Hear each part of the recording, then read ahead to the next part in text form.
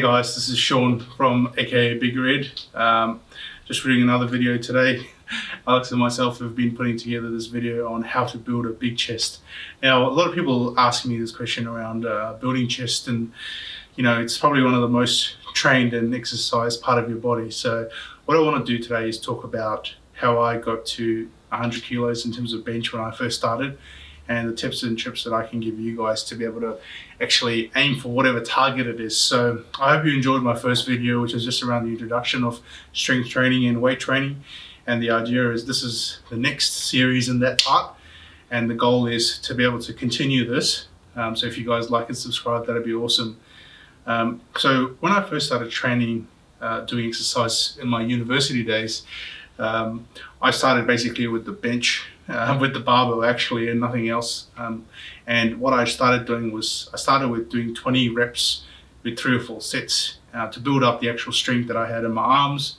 What I used to do was a lot of push-ups. Later on in the video, I'll show you how to do push-ups. It's quite simple, but there are different ways of doing it, and it does take time. You do have a finite amount of times you can do a push-up in a day when you're first starting, and you tend to use it up pretty quickly, as you'll find. So when I started training to do chest, I started off with the barbell, and what I did was I went up to say 10 kilos on each side. I did 15s, and basically every time, as I said to you in the first video, is to have a book and to record what you write. And so what I used to do was I used to record how many sets I could do when I used to train. So maybe if I started with 10 kilos on each side, or 20 kilos plus the barbell's about 20 kilos as well, so say 40 kilos. I'd record, that would be that was my max set. So I'd start with just the barbells, then I would put 5 kilos on each side and then do 10 kilos.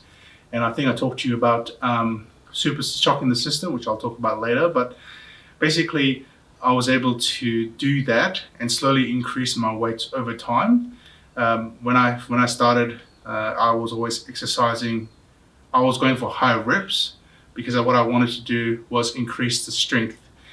And so in able to actually do that, I worked really hard on the little muscles, the stretching and the development, and then I started putting more and more plates on. And so I was able to go from 0 kilos to 100 kilos in less than a year.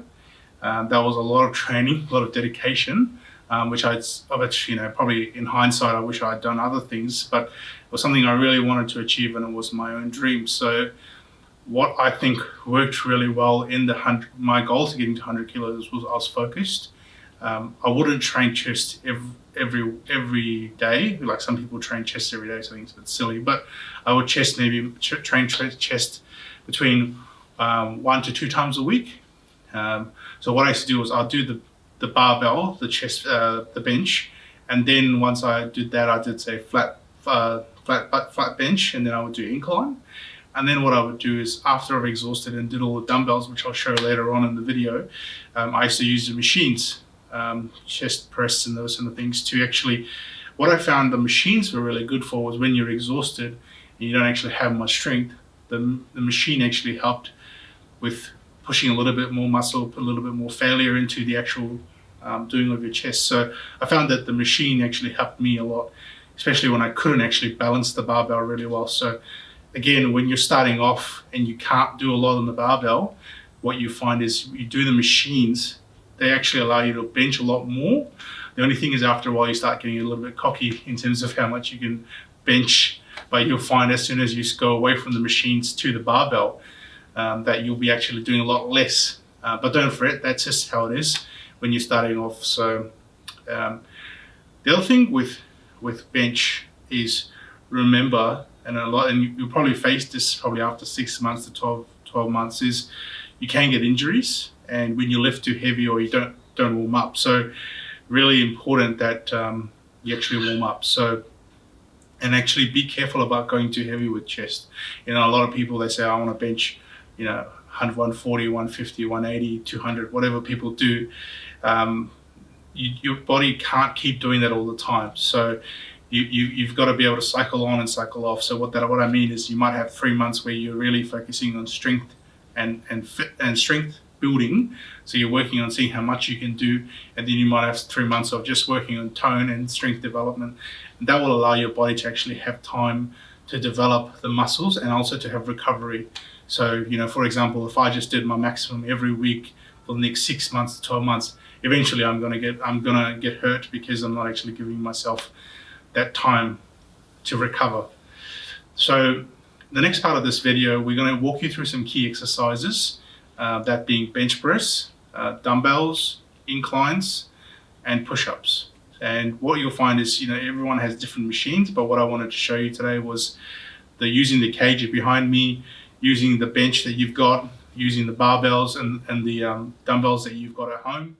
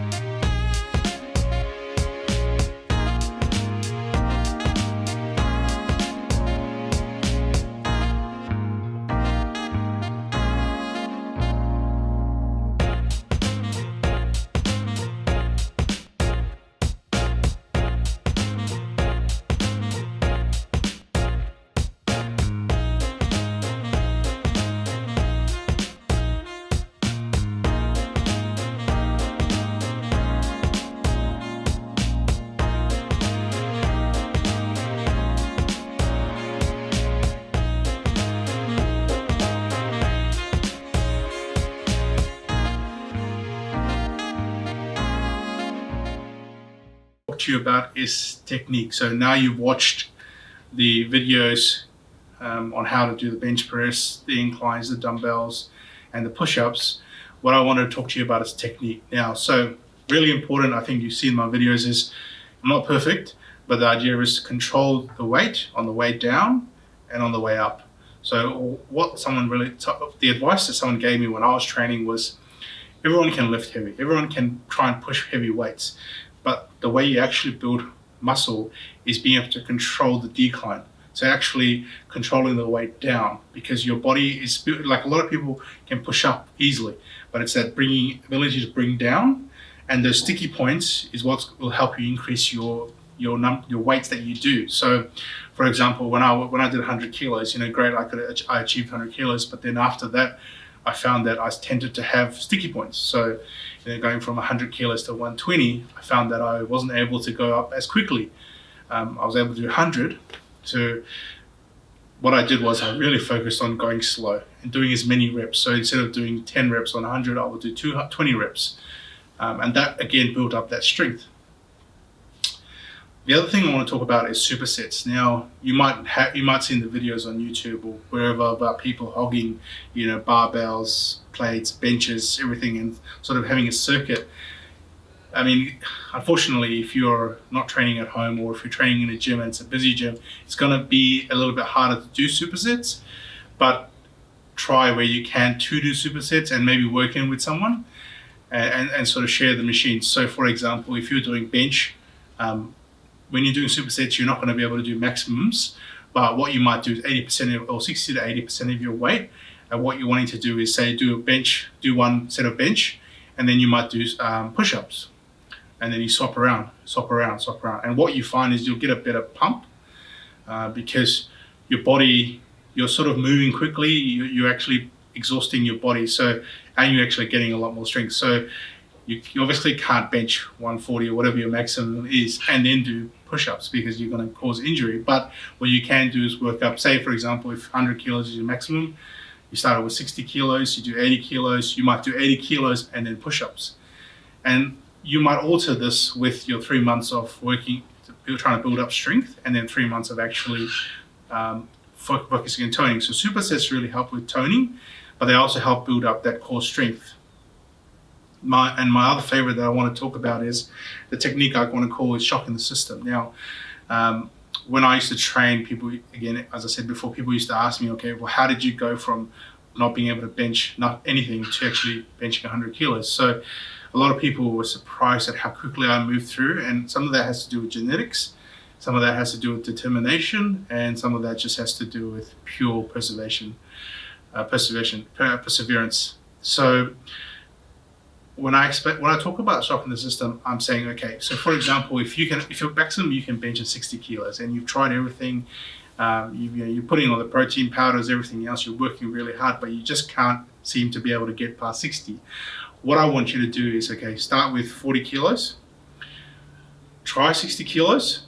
So you say you do 40 kilos, you might do say 5 reps, 60 kilos, you might do 1 rep, because what we don't want you to do is get exhausted. Then what I want you to do is, like the cage at the back, put in the side rails, or if you can, get a spotter. And the idea is to get the 80 kilos off, or 70 kilos, whatever you feel comfortable with, and feel the weight. So what I mean by feel the weight is kind of like when you do pull-ups and you fail, you put the weight on, you lift it off. If you can't lift it off, well, you're going to have to just start with a lower weight, maybe 65 kilos. Get it off, maybe get the help of somebody, and get them to set it up, and then guide yourself to come down. So remember what I said about declining? So you actually let that weight fall down. So maybe you don't have enough strength to hold it up there, but all you can do is bring it down. And the idea is if you do maybe 5 reps of that, or however much you can do, just got to make sure that you can control the weight. If you can't control the weight, don't bring it down, just hold that weight. What you're doing is you're teaching your body that, hey, I actually can manage this weight. And it might not be this week, it might not be next week, it might be the 3rd or 4th week, when your body starts telling you, okay, actually, I can actually handle this weight. And what it's doing is, some people are very strong, and I've seen them in the gym, they're very strong, they've got solid bodies, but they just don't lift that much because their mental state is actually not allowing them to push past their barriers. So if I started and said, oh, look, I can only bench 80 kilos, that's it. I would never would have got to 180 kilos. The idea is when you're shocking the body, you're sort of telling your body, hey, I know I can't do this weight, but I'm going to give it a try, and let yourself fail. And then what it does is, so for example, you've started 40 kilos, you've done 60 kilos, now you're doing 80 kilos, you failed maybe once or twice. I want you to go back to 60 kilos and do as many reps as you can. So maybe previously at 60 kilos, you can only do 5 reps. I want you to do those 5. I want you to do 6 or 7 if you can. And what I want you to do is just fail, keep going till failure. And what you're trying to do is, what you'll realize is 60 kilos won't feel as heavy as 80 kilos did. And so when you go back to actually do 60 kilos, you're like, actually, I could do 60 kilos easily. And so the goal is, if you could do 60 kilos 5 times, you should try and get it to 10. And if you do that once a week for the next 4 weeks, you'll find that eventually you'll be able to pump up. So for me personally, the people talk about 5 kilo increments, 1 kilo increments, blah, blah, blah. I mean, really depends on your body to weight ratio, but I always found that I always go up in 20. So whether it's 80 kilos, 120, 140, whatever it is, I just went up in 20 kilos. Now, if I fail, I don't care, I just do it. Maybe if you're doing 150 and you want to go from 150 to 160, fine. But to be honest, these 1 kilo increments are a waste of time. 1 kilo, unless you're doing above 200 kilos, I think it's not going to make a huge difference. So just work within your range, work within what you know. At the end of the day, I can't tell you what to do because you know your body and you should know what your limits are. But the key thing is when you're doing bench, always make sure you have a spotter. If you don't have a spotter, make sure you have your rack rails to protect yourself, because the last thing you want to do is get stuff like this. There's people on the YouTube videos that actually have the bar around the neck. When I was training, probably about a year or two in, I had a guy who was pretty strong.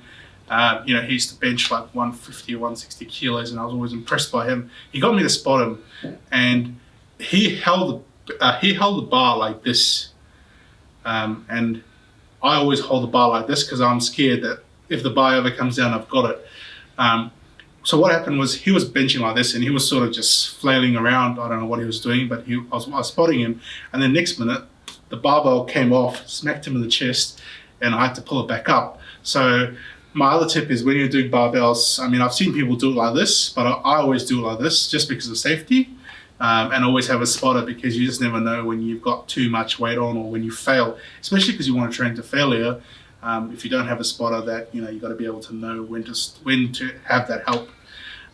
Also with the spotter, I always find this with novice spotters, is that especially when you're lifting heavy, so I don't know, whatever heavy is for you, 80 kilos, 100 kilos, spotters tend to help you too much if they don't know what they're doing. And so you've got to coach them and say, hey, I want you to be able to guide me, but not actually lift the weight. So only increase the support as I'm failing, as opposed to, oh, I'm a spotter and I can lift as much as you are. So what you don't want is the spotters that just grab the weight and take it off, and then you actually lose that best point of failure where you're trying to push through that pain to get the gains. You want to have a spotter that knows what they're doing, and if they don't, one, they can cause you injury, and two, they actually can rob you of your gains. So I hope I've given you a bit of information today, guys, to help you with your chest and how to build a big chest. Chest and biceps is probably the best part of what I exercise, but I do love legs as well. If you have any questions and comments and things that we can do to improve our video, please let us know. If you have comments, I'm more than happy to answer them. But yeah, if you could like and subscribe and share it as well, we'd really appreciate it. Thanks for watching.